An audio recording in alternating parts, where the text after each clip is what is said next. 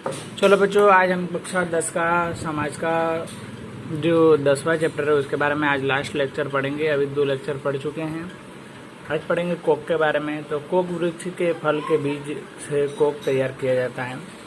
Coke को पेय पदार्थ मतलब पीने वाला पदार्थ भी कहते हैं। इससे चॉकलेट भी बनते हैं और इससे गर्म नमी युक्त जलवायु और उससे अधिक वर्षा की आवश्यकता होती है। ये अफ्रीका में सबसे ज़्यादा उत्पादन है उसका। भारत में केरल, कर्नाटक, आंध्र प्रदेश, तमिलनाडु में अधिक प्रकार के कोक की बुवाई की जाती है।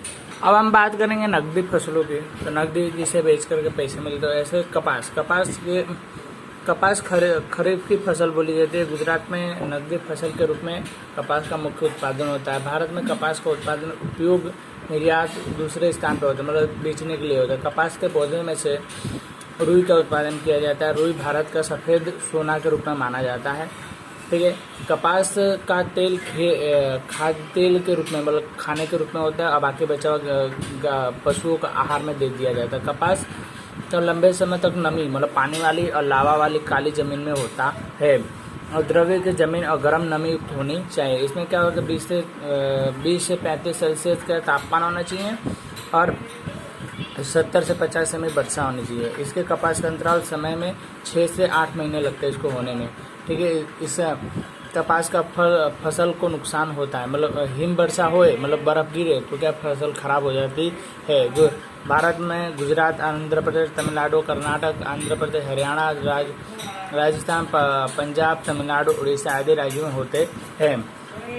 गुजरात के किसानों में विटामिन कपास के बीजों का उपयोग सबसे ज़्यादा करते हैं, जिसमें बुआई का क्षेत्र कुल उत्पादन गुणवत्ता अच्छी गुणवत्ता वाला होता है। गुजरात के राज्य में सबसे पहले नंबर आता है। ठीक है। गुजरात में सुरेंद्रनगर, राजकोट, वडोदरा, अहमदाबाद, साबरकांठा, महसाणा, बड़ौदा, भरूच, खेड़ा, सूरत, पंचमहाल, अमरेली, भावनगर, पाटन जैसे जिलों में सबसे ज़्यादा क्या कपास का उत्पादन किया जाता है। आगे हम पढ़े तो गन्ने के बारे में। तो गन्ना भारत का मुख्य फसल मानी जाती है। बुवाई के दृष्टि से विश्व में गन्ना का सबसे अधिक बुवाई भारत में ही होती है। ब्राजील के बाद भारत का क्रम है। गन्ने में चीनी गुड़, खड़सी, इथेनॉल बनाया जाता है। गन्ने का फसल का लावा की जमीन में होती है, नदी वाली काप वाली जमीन में होती है और गर्म नमी की वाली जमीन में इसका उत्पादन किया जाता है। 21 से 27 तापमान चाहिए और 75 से 100 सेमी का आवश्यक वर्षा की जरूरत पड़ती है। कम वर्षा वाले विस्तारों में सिंचाई की फसल ली जाती है। भारत में उत्तर प्रदेश, महाराष्ट्र, तमिलनाडु, कर्नाटक, आंध्र प्रदेश, गुजरात आदि में गन्ने का उत्पादन किया जाता है। गन्ने का उत्तर प्रदेश मुख्य अग्रसर माना गया है। चीन के उत्पादन महाराष्ट्र प्रथम क्रम पर आता है। गुजरात और दक्षिण गुजरात का सौराष्ट्र गन्ने के लिए अधिक उत्पादन किया जाता है। अब हम पढ़ेंगे पटसन के बारे में। पटसन क्या है? तो पटसन का उत्पादन भारत में प्रथम स्थान पर आता है।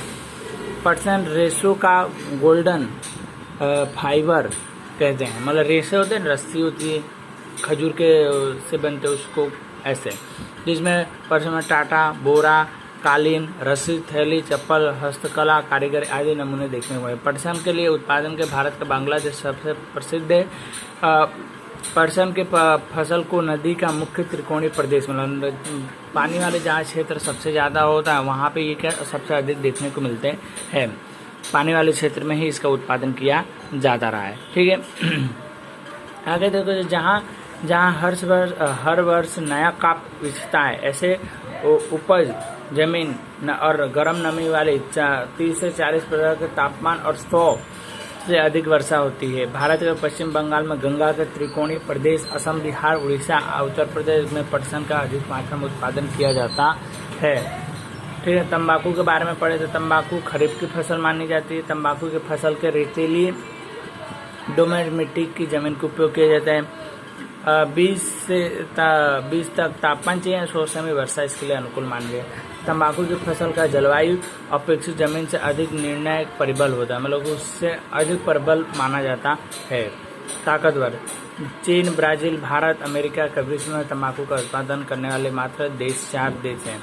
भारत में गुजरात, आंध्र प्रदेश, उत्तर प्रदेश, कर्नाटक, तमिलनाडु तंबाकू का उत्पादन किया जाता है। गुजरात में खेड़ा जिले में चौरोत्तर प्रदेश के अलावा आणंद, महसाणा, वडोदरा, पंचमहल आदि जगहों में बुआई की जाती है। भारत के बीड़ी तंबाकू 80% गुजरते हैं। तंबाकू का उपयोग गुटखा, बीड़ी, सिगरेट, सूंघनी इत्यादि बनाने के लिए किया जाता है। तंबाकू स्वास्थ्य के लिए हानिकारक माना जाता है। तंबाकू गुटखा प्रतिबंध रखने वाले सिक्किम प्रथम देश है, मतलब वहाँ पे तंबाकू गुटखे का उत्पादन नहीं किया जाता है, वहाँ पे आरोप है, कानूनी जुर्म माना जाता है। फिर उसके बाद जो आता है रबर के बारे में, रबड़ जो है तो लेटेक्स कुल के रबड़ के वृक्ष में से झरने वाले दूध में से रबड़ बनाया जाता है। ये वाला जो वृक्ष है लेटेक्स वृक्ष पेड़ होता है, उसमें से दूध, पेड़ को काट कर थोड़ा हल्का सा उसमें दूध निकाला है, दूध में से ही क्या बनता है। ठीक है, रबर के बगानों में से एकमात्र ये दूध में एसिटिक एसिड मिलाकर के धीरे आंच पर गर्म किया जाता है तो रबड़ बनता है। इनमें टायर, ट्यूब आदि उत्पादन किए जाते हैं। नमयुक्त जलवायु में अधिक वर्षा वाले क्षेत्र में होते हैं। क्षेत्रों में रबड़ की बागाई कृषि होती है। विश्व में रबर उत्पादन मलेशिया का प्रथम स्थान आता है। भारत का मुख्य उत्पादन देश का समावेश होता है। केरल, तमिलनाडु, कर्नाटक, असम एवं त्रिपुरा रबर के उत्पादन के लिए सबसे बड़ा देश माने जाते हैं ये राज्य। अब औषधियों एवं मसालों की बात करें तो जीरा, सौंफ, इसबगोल के उत्पादन गुजरात में विश्व में प्रथम स्थान पे है। इसके उपरांत धनिया, मेथी, राई, सुआ, अजवाइन इत्यादि उत्पादन भारत आगे आता है। इसके बाद भारत के कुल मसाला उत्पादन भारत का हिस्सा 35% जितना भारत की काली मिर्च, तेजपत्ता, लौंग इत्यादि देश विदेश से खूब महंगी है। गुजरात में अश्वगंधा, तुलसी, करियात, मीठी, आंवला, सफ़ेद आलसू, मधु, निशा, अशोक, गरम, लीडी, पियर जितने भी नाम बोले गए ये सारे उत्पादन का समावेश भारत देश में होते हैं। अब फल और साग सब्जियों के फूलों की खेती के बारे में पढ़ेंगे तो विश्व में भारत में फलों के उत्पादन में चीन के बाद दूसरे नंबर पर हमारा देश आते हैं। भारत में केला, आम, सेब, अंगूर, नाशपाती, नारंगी इत्यादि सब होते हैं। केरल में केला, तमिलनाडु में, गुजरात और महाराष्ट्र में तो सेब और कश्मीर, हिमाचल प्रदेश में अंगूर का, उत्तराखंड, महाराष्ट्र, हिमाचल प्रदेश, जम्मू कश्मीर, पश्चिम बंगाल में, आंध्र प्रदेश में होते हैं। भारत में अंगूर का उत्पादन मांग की अपेक्षा कम होने से इसका अफगानिस्तान और पाकिस्तान, ऑस्ट्रेलिया से आयात किया जाता है, वहाँ से मंगवाया जाता है। हमारे यहाँ पे ज़्यादा होते नहीं हैं। ठीक है, फूलों में गुलाब, जूही, मोगरा, गेंदे आदि का खेती होती है। यहाँ पर विविध साग सब्जियाँ मिलती है। अब हम पढ़ते हैं कृषि में तकनीकी संस्थागत सुधारों के बारे में। ठीक है, पहले समय में हंसिया, कुदाल, फावड़ा और हल बैल के द्वारा एक का साधनों के द्वारा खेतीबाड़ी की जाए। आधुनिक समय आया जिसमें ट्रैक्टर, थ्रेसर, रोटवे आदि समावेश किए गए, जिससे गेहूं का कटाई, बुआई और थ्रेसर हार्डवेयर के द्वारा हो जाती है। आधुनिक उपकरणों में इसका उपयोग किया जाता है। इसके सिवा रासायनिक खाद उत्पादन, बीजों में से जंतुनाशक दवा आदि का इसमें पड़ता है, जिसमें ग्रीन हाउस प्रभाव कम देखने को मिलता है। तकनीकी सुधार की बात करें, भारत में कृषि में बीज, खाद और कृषि के परिवर्तन आए, जिसमें पहला पॉइंट दिया गया है कि सिंचाई के लिए कोस रहठा का उपयोग होता था। अब क्या होता है, साबर मिसल अथवा mono block pump, solar pump, टपक सिंचाई का उपयोग में टपक सिंचाई, मटका सिंचाई, पाइप के द्वारा, फुहारा पद्धति के द्वारा सिंचाई होने लगी। डीएपी और एनपी खाद का उपयोग किया जाने लगा। इसमें जंतुनाशक दवाओं का नियंत्रण किया गया। सरकार के द्वारा किसानों के रेडियो के द्वारा समाचार पत्र, डीडी नेशनल, SMS और 18 180 और 15 51 के द्वारा फोन कॉल के द्वारा किसानों को समझाकर खेतीबाड़ी करने के नए नए उपाय बताए गए। ग्रामीण क्षेत्रों में कृषि संशोधन एवं नए तकनीकों का प्रचार प्रसार गांव में होता है, मतलब कि नई नई टेक्निकल मशीनें उसकी जानकारी क्या गांव में ज़्यादा दी जाती है। किसानों को प्रशिक्षित किया, मतलब सिखाया जाता है कि कृषि गुजरात में कृषि मेला रखा जाता है, जिसमें नए नए साधन ला करके किसानों को खरीदने के लिए उत्साहित किया जाता है। फिर इसके बाद प्रत्येक यूनिवर्सिटी और महाविद्यालय में इसकी स्थापना की और गुजरात के दांतीवाड़ा, जूनागढ़, आणंद और नवसारी जैसे यूनिवर्सिटी स्थापित की गई खेतीबाड़ी के लिए, जहाँ पे लोग सीख सकें। कृषि के क्षेत्र में नए संशोधन ICAR करता रहता है, नई नई क्या खोजें इस संस्था क्या करती रहती है कि खेती बाड़ी में क्या लोगों को आसानी हो सके। ठीक है, आगे देखें तो संस्थागत सुधारों के अंदर पहला पॉइंट देखें तो सरकार ने जमींदारी प्रथा खत्म कर दी कि जोते जिसकी जमीन का कानून हटा दिया, मतलब कानून रखा है कि जो जोतेगा जो बोएगा उसी की जमीन होगी, भले बाकी किसी की जमीन। भू जोताई मर्यादा कानून द्वारा राष्ट्रीयकृत सहकारी बैंक, मतलब कि आप खेती बाड़ी करते हो तो राष्ट्रीय बैंक के द्वारा आपको लोन मिलता है। क्रेडिट कार्ड के ऊपर आपको लोन की मदद दी जाती है। ठीक है, अच्छे बीज खाद जंतुनाशक दवा भी आपको दी जाती है। प्रधानमंत्री बीमा योजना भी, अगर आप खेती खराब हो जाती है तो आपको पैसे मिलते हैं। अकाल अतिवृष्टि मतलब कि पानी बाढ़ आ जाए चाहे सूखा पड़ जाए तो भी आपको उसके सामने का पैसा मिलता है। मार्केट यार्ड के विक्रय, मतलब आपको बेचने के लिए कानून, मतलब आपको बेचने के लिए अच्छा बाजार मिलता है, अच्छे दाम आपको आपके फसल के मिल सकते हैं। किसान कृषि उत्पादन पोषण क्षम जितना मिले उसके लिए सहकारी मंडल के खरीद बिक्री, मतलब कि सहकारी मंडल के द्वारा आपके चीज़ों को खरीदना और बेचने का काम किया जाता है। किसानों के कृषि उत्पादन सरकार द्वारा निश्चित पोषक क्षम सहायक भावों में खरीद करने के लिए निम्नलिखित संस्था, मतलब खरीदने के लिए एक संस्था बनाई गई होती है गवर्नमेंट के द्वारा, आपकी चीज़ वस्तुओं के क्या वो खरीदते हैं। फिर उसका भारत राष्ट्रीय सरकारी लिंपण संघ, मतलब कि ये क्या आपकी चीज़ वस्तुओं को खरीदने का काम करते हैं। इसमें गुजरात तिलहन उत्पादन, ये सब डेयरी, मतलब ये सारे क्या आपकी चीज़ वस्तुओं को खरीदने का काम करते हैं, अच्छे भाव में आपको देंगे। इस प्रकार का अब हरित क्रांति के बारे में पढ़ते हैं कि हरित क्रांति क्या है। तो हमारे देश में 1960 में दशक में कृषि क्षेत्र में हरित क्रांति आई। पहले ऐसा समय था कि जिसे भारत में अनाज की तीव्रता की कमी थी। एक मुख्य कृषि देश के अनाज का आयात करनी पड़ती थी। ऐसी परिलंब विषय सामने देखने को पड़ा, मतलब को सामने हमको क्या इस तरह का देखने को मिला था विलंब। ठीक है, फिर उसके अंदर क्या नए प्रकार के क्या सुधार होने लगे। बीजों की उन्नत किस्म, रासायनिक खाद बढ़ाकर उपयोग, देश के किसानों को प्रचंड प्रोत्साहन, बिजली की व्यवस्था, सिंचाई की व्यवस्था आदि सब करके गवर्नमेंट देती है। हरित क्रांति का मुख्य उद्देश्य था कृषि के उत्पादन में वृद्धि करना, रासायनिक खादों का उपयोग करना, जंतुनाशक दवा को छिड़क करके और खेतीबाड़ी में क्या उत्पादन बढ़ाना। हरित क्रांति में गेहूं धान के फसल का विक्रमजनक उत्पादन हुआ, मतलब बहुत ज़्यादा उत्पादन हुआ। देश में पहले जहां खाद्य अनाज की कमी थी वहां पे अनाज आज वृद्धि भंडार हो गए। एक समय अथवा जब अकाल भारत के समय में के बाद आपात के बदल गया। हरित क्रांति के बाद उसके प्रभाव नहीं देखा। अनाज के सुरक्षित भंडार के कारण अकाल या पानी की कमी की परिस्थिति सरल आई, मतलब कि अकाल की जो कमी थी वो परिस्थिति का सरलता से देखने को मिली।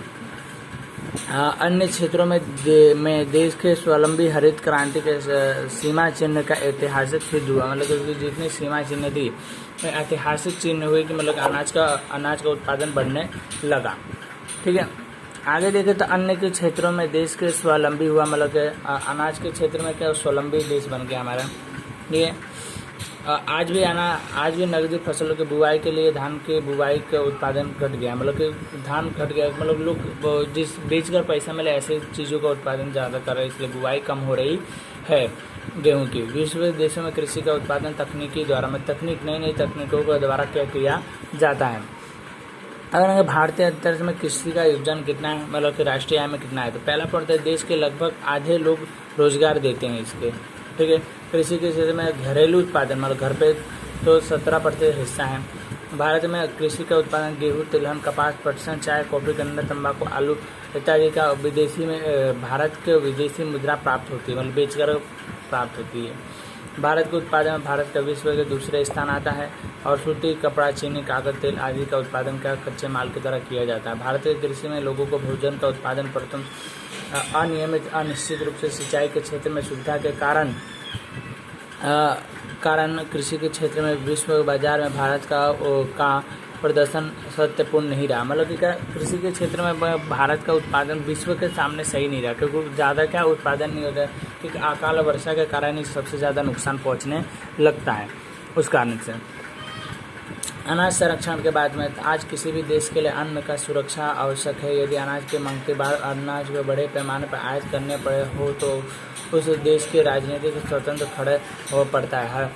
हरित क्रांति के कारण आज अनाज का उत्पादन स्वावलंबी बन चुका है। अनाज के उत्पादन में देश की जनसंख्या में वृद्धि हुई है। 1951 में देश की जनसंख्या 36 करोड़ 10 लाख थी, परंतु आज 125 करोड़ अधिक हो गया। अनाज का मांग बढ़ गई है। मतलब क्या, अनाज का संरक्षण, अनाज को आपने उत्पादन किया तो खेत में से लाकर के सुरक्षित रखना पड़ेगा। क्यों? क्योंकि आज जनसंख्या बढ़ चुकी है। जनसंख्या बढ़ने के कारण वर्ष हमको क्या अनाज की सुरक्षा करना जरूरी है, क्योंकि जब समय होगी, मांग होगी, तब उनको देना पड़ेगा। मांग नहीं होगी तो उसको सुरक्षित करके रखना पड़ता है। इस प्रकार से, ठीक है। इसके बावजूद हमारे देश में पिछले 5 वर्षों से अनाज का उत्पादन बढ़ गया है। 51 करोड़ टन उत्पादन है, जबकि 13-14 में क्या होगा 265.4 करोड़ टन उत्पादन। आज भी भारत के इतना अनाज उत्पादन है कि नित्य आवश्यक पूरी की जा सकती है। भंडार को बनाए रखना के लिए वृद्धि करना आवश्यक है। अनाज के संरक्षण बड़ा खड़ा हुआ अकाल अनाज के कम उत्पादन के काम अनाज की तंगी को रोक सकता है। मतलब कि अगर अकाल पड़ जाए तो अनाज हमारे पास इतना है कि लोगों को हम खिला सकते हैं।